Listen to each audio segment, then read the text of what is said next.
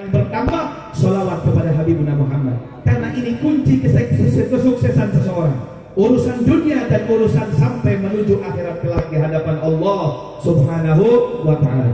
Sudah tidak ada keraguan dari setiap seseorang ketika mendengarkan bagaimana keistimewaan sholawat baginda Rasulullah SAW. Di sini kita mengetahui ketika kita berkumpul untuk memperingati Maulid Nabi besar Muhammad SAW, bukan sekali dua kali kita hadiri, bukan sekali dua kali kita duduk untuk membacakan sholawat dan membacakan sejarah Nabi besar Muhammad SAW. Tujuan kita adalah apa?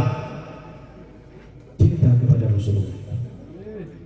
Tidak bisa mendapatkan ilmu cinta kecuali tempat inilah yang mengajarkan cinta kepada Habibuna Muhammad. Dengan perkumpulan semacam inilah kita akan mendapatkan cintanya Rasulullah SAW. Kalau kita tanya, belajar dari mana Anda ingin ketika mencintai Nabi Muhammad? Belajarlah kepada para sahabat Rasulullah SAW.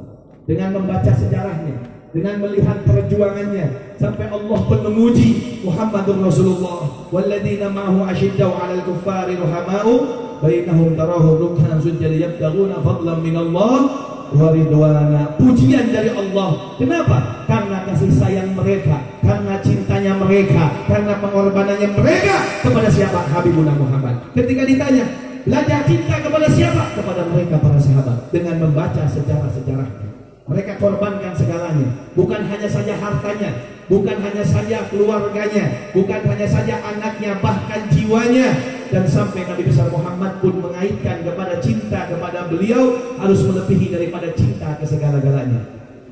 Dikait lain wa nafsul ladzi baina jambai atau kama qala Rasulullah SAW. Tidak sempurna iman seseorang, tidak sempurna iman seseorang sampai dia mencintaiku melebihi dari hartanya, dari anaknya, dari keluarganya, dari siapa lagi, dari bapaknya, bahkan dari semua manusia yang berada di muka bumi ini, bahkan dari jiwa Anda sendiri, kata Rasulullah SAW. Kalau kita melihat puncak daripada cinta ada pada para sahabat Rasulullah SAW, bagaimana dengan kita? Bagaimana dengan kita ya ikhwani?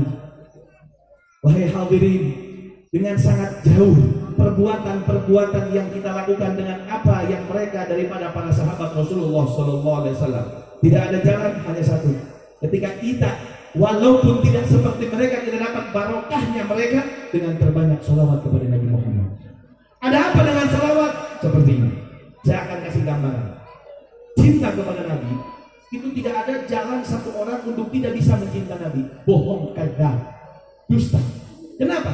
Karena seseorang ketika ingin dicintai itu ada sebab orang yang dicintainya dan ada sebab untuk mencinta. Ada dua. Maksudnya bagaimana? Seseorang ketika ingin dicintai harus tahu dulu sebabnya apa. Oh, saya ini cinta karena pada orang ini karena apa? Ketampanannya, betul? Karena gantengnya. Saya lihat, Masya Allah, Habib Ahmad ini ganteng. Terus saya cintain contoh. Karena kalau yang lainnya takut saya kasih perumpamaan, takut dapat dia. Kenapa Anda cinta wahai perempuan? Kenapa Anda cinta wahai para lelaki? Iya, saya ini jatuh cinta, gak lihat apa-apa, cuma lihat karena ketampanannya. Tenang kalau udah lihat. Betul, itu sebab untuk seseorang mencinta seseorang. Jadi saksiahnya seseorang itu ketika ingin dicintai, ketika dia ingin dicintai, harus tahu dulu kamu ini seperti apa kalau ingin dicintai. Hal yang pertama syaratnya kata para ulama, ya dia ketika melihat dia itu harus tampan. Dia menilai dengan dirinya, oh iya saya ini jatuh cinta kalau melihat seseorang yang tampan. Nah saya mau tanya, apakah ada yang melebihi ketampanannya kanjeng Nabi? Apakah ada yang melebihi daripada kegagahannya kanjeng Nabi? Tidak ada. Ahsanan nasi khuluqan wa khuluqan sallu ala nabi Muhammad. Tidak ada yang mengalahkan daripada ketampanannya Rasulullah sallallahu alaihi wasallam. Ada lagi orang bilang, saya ini jatuh cinta bukan karena ketampanannya, walaupun hitam jelek enggak apa-apa. Yang penting apa? Akhlaknya baik. Perkataannya mulia, perkataannya emas dan mutiara, akhlaknya tawadhu. Apakah ada yang mengalahkan daripada akhlaknya Nabi? Gak bakal ada. Gak bakal ada. Wa innaka la'ala khuluqin azim. Kalimat azim di sini gak sembarangan hadirin. Di situ Allah mengatakan azim, bukan mengatakan wa innaka la'ala khuluqin hasan, tidak. Kalau hasan itu ada baiknya. Ada batasnya kalimat baik di situ, ada batas mentok. Kebaikannya kita ini mentok. Pol-polnya kadang-kadang, masya Allah, kebaikannya kita ini dikatakan